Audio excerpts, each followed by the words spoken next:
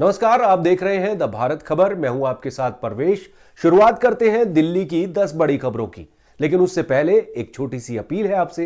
अगर आपने अभी तक द भारत खबर चैनल को सब्सक्राइब नहीं किया है तो तुरंत सब्सक्राइब कर लीजिए, साथ ही बेल आइकन का बटन भी दबा दीजिए। दिल्ली में मेयर चुनाव को लेकर आम आदमी पार्टी और बीजेपी के बीच ठन गई है।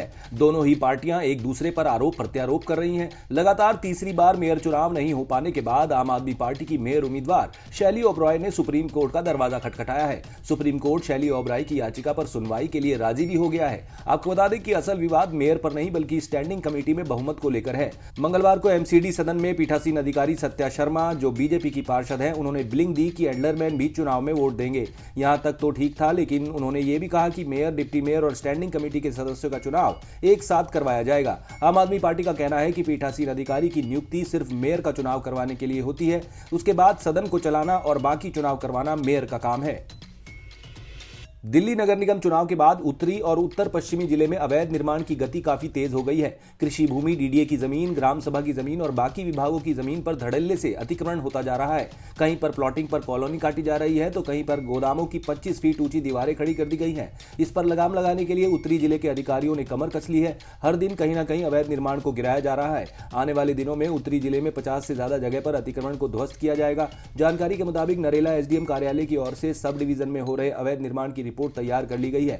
इसको लेकर 36 आरओ जारी कर दिए गए हैं। इसी तरह अलीपुर इलाके में भी 20 से ज्यादा आरओ तैयार कर लिए गए हैं। हर रोज किसी न किसी जगह पर अवैध निर्माण पर कार्रवाई की जा रही है। सूत्रों की माने तो आने वाले दिनों में नरेला इलाके में एक जगह और अलीपुर इलाके में एक ही दिन में 4 जगह कार्रवाई की जाएगी। पहले ये कार्रवाई महीने में 1 या 2 बार की जाती थी, लेकिन अब ये लगातार जारी रहेगी। किसी जगह पर एक बार अवैध निर्माण गिराने के बाद अगर दोबारा से निर्माण शुरू किया गया तो उस पर फिर से कार्रवाई की जाएगी।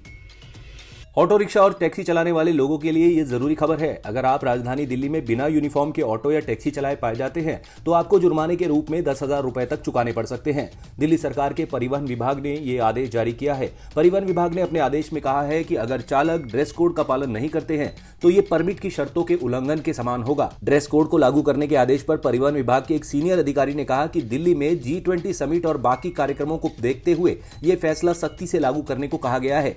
G20 समिट में इस बार देश विदेश से कई नामी लोग शिरकत करने वाले हैं। उन्होंने आगे कहा कि हमने पाया है कि ऑटो और टैक्सी ड्राइवर परमिट शर्तों का पालन नहीं कर रहे हैं। ऑटो और टैक्सी चलाते वक्त ये यूनिफॉर्म भी नहीं पहनते हैं। अधिकारी ने आगे कहा कि हम चाहते हैं कि दिल्ली में ऑटो ड्राइवर अनुशासन में रहें और बताए गए ड्रेस कोड का पालन करें।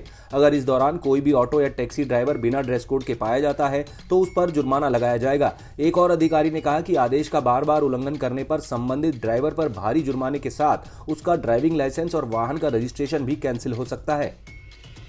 दिल्ली पुलिस ने 10वीं पास एक ऐसी महिला को ठगी के आरोप में गिरफ्तार किया है जो क्रेडिट कार्ड के रिवॉर्ड पॉइंट्स को भुनाने के नाम पर कई लोगों को अपना शिकार बना चुकी है। पिछले 1 साल में ये महिला कई लोगों से ठगी कर करीब 25 लाख रुपए ठग चुकी थी। पुलिस ने आरोपी महिला के कब्जे से ठगी में इस्तेमाल मोबाइल फोन और 5 फर्जी सिम कार्ड बरामद किए हैं। छानबीन में पता चला कि आरोपी महिला साल 2017 से ही ठगी की वारदातों को अंजाम दे रही थी। पुलिस अधिकारियों ने बताया कि पश्चिम बिहार के रहने वाले सौरभ ने साइबर थाना पुलिस को दी शिकायत में बताया कि पिछले साल 18 अगस्त को इनके फोन पर एक अनजान नंबर से कॉल आया था। कॉल करने वाली महिला ने खुद को बैंक का अधिकारी बताया। महिला ने कहा कि क्रेडिट कार्ड पर उपलब्ध रिवॉर्ड पॉइंट्स की समय सीमा समाप्त हो रही है। कॉलर ने उन्हें एक लिंक भेजा जिस पर पूरी जानकारी भरने को कहा। इसके बाद जैसे ही इन्होंने लिंक पर ओटीपी भरा, इनके क्रेडिट कार्ड से 22,341 रुपए कट गए। पैसे कटने के बारे में जब इन्होंने बैंक अधिकारियों से पूछा, पता चला कि इनके साथ धोखा हुआ और वेबसाइट लिंक भी फर्जी था। पुलिस ने शिकायतकर्ता से बैंक खाता, मोबाइल फोन नंबर और फर्जी वेबसाइट की डिटेल ली। सीडीआर की जांच करने पर द्वारका स्थित एक फ्लैट पर छापेमारी करके सूर्या एस उर्फ जेनिफर को गिरफ्तार कर लिया गया। पूछताछ करने पर पता चला कि वो पिछले 1 साल में ही लोगों से 25 लाख रुपए की ठगी कर चुकी है। आरोपी महिला ने पुलिस को बताया कि वो साल 2017 में बेरोजगार हो गई थी और फर्जी लोन देने वाले एक फर्जी कॉल सेंटर में शामिल हो गई थी। इस फर्जी कॉल सेंटर में आरोपी जल्द ही 50% की पार्टनर बन गई, लेकिन बाद में इसने खुद अपना काम शुरू कर दिया। दिल्ली के तिलक नगर इलाके में अवैध रूप से सिलेंडर रिफिलिंग करने वाली दुकान में आग लग गई। जानकारी मिलते ही दमकल की 6 गाड़ियां मौके पर पहुंच गई। दमकल विभाग के अधिकारियों ने बताया कि आग पर काबू पा लिया गया है।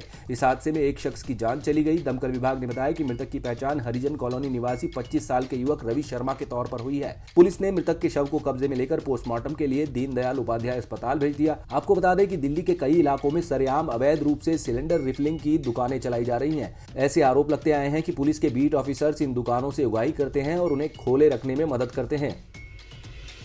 दिल्ली पुलिस ने 2019 के जामिया हिंसा मामले में शर्जील इमाम, सफूरा जरगर, आसिफ इकबाल तन्हा और 8 अन्य को आरोप मुक्त करने संबंधी साकेत कोर्ट के आदेश को दिल्ली हाई कोर्ट में चुनौती दी है। याचिका पर बुधवार को सुनवाई की संभावना है। याचिका में पुलिस ने तर्क रखा कि निचली अदालत ने कई अहम तथ्यों और गवाहों के बयानों को नजरअंदाज किया है। इसके अलावा बिना कारण जांच को लेकर कड़ी टिप्पणियां की हैं। शनिवार को साकेत कोर्ट ने अपने आदेश में इमाम, तन्हा, जरगर, मोहम्मद अबूजर, उमेर अहमद, मोहम्मद शोएब, महमूद अनवर, मोहम्मद कासिम, मोहम्मद बिलाल नदीम, शहजार रजा खान और चंदा यादव को आरोप मुक्त कर दिया था।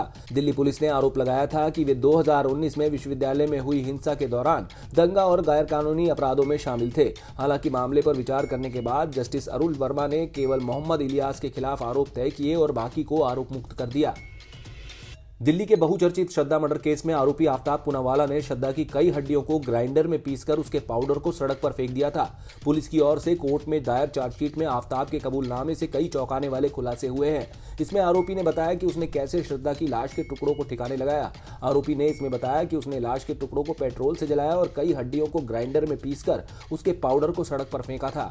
वहीं अदालत ने चार्जशीट पर संज्ञान लेते हुए कहा कि पेश गवाहों के बयान और दस्तावेजों के आधार पर आरोपी के खिलाफ हत्या और साक्ष्य नष्ट करने का मुकदमा चलाने के पर्याप्त साक्ष्य है। चार्जशीट के मुताबिक आफ्ताब ने पुलिस के सामने माना है कि हम दोनों ने अपने रिश्ते में सुधार करने के लिए ट्रिप का प्लान किया।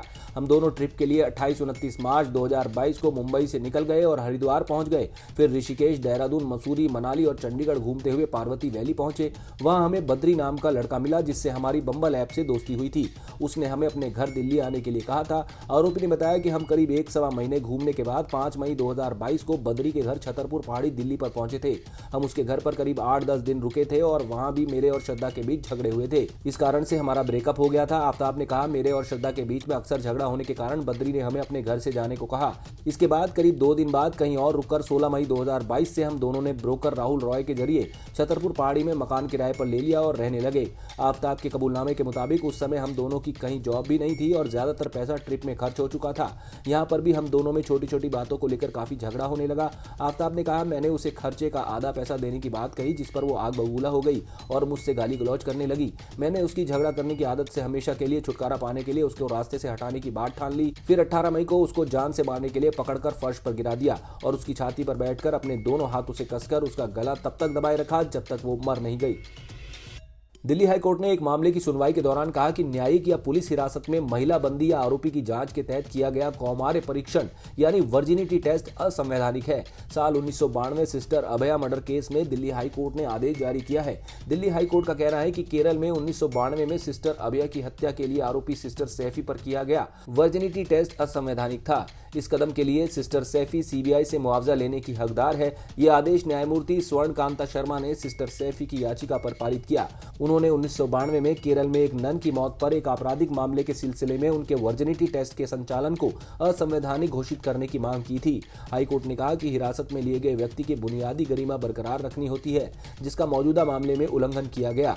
आपको बता दें कि याचिकाकर्ता ने अदालत के सामने आरोप लगाया था कि 1992 में नन की मौत से जुड़े मामले में केंद्रीय जांच ब्यूरो द्वारा 2008 में उसे जबरन वर्जिनिटी टेस्ट से गुजरना पड़ा था जिसके नतीजे भी लीक हो गए थे।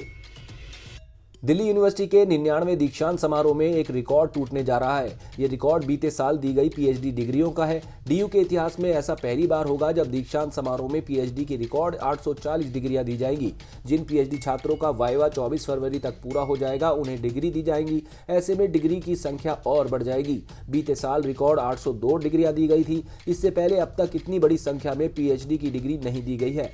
25 फरवरी को आयोजित होने वाले इस दीक्षांत समारोह में राष्ट्रपति द्रौपदी मुर्मू मुख्य अतिथि होंगी जबकि विशिष्ट अतिथि शिक्षा मंत्री होंगे। शताब्दी वर्ष में आयोजित ये दीक्षांत समारोह इसलिए भी खास रहेगा कि इस बार डिग्री लेने वाले छात्र गाउन के बजाय भारतीय परिधानों में दिखाई देंगे।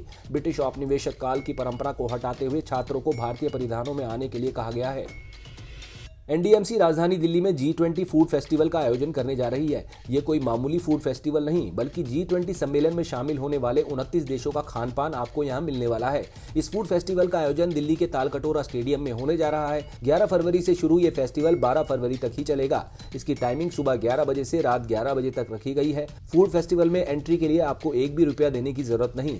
एनडीएमसी की ओर से एंट्री फ्री रखी गई है। इस फूड फेस्टिवल की खास बात यह है कि जिन देशों के सदस्य इस फूड फेस्टिवल में हिस्सा लेंगे वे खुद अपने शेफ, कुक और खान पान में इस्तेमाल होने वाली सामग्री लेकर आएंगे। इस फूड फेस्टिवल में आपको कई देशों के ऑथेंटिक खान पान से रूबरू होने का मौका मिलेगा। आप देख रहे थे दिल्ली की 10 बड़ी खबरें। अगर आपको हमारी ये खबरें पसंद आई तो लाइक कीजिए, कमेंट कीजिए और इसे अपने दोस्तों के साथ व्हाट्सएप पर शेयर कीजिए। नमस्कार।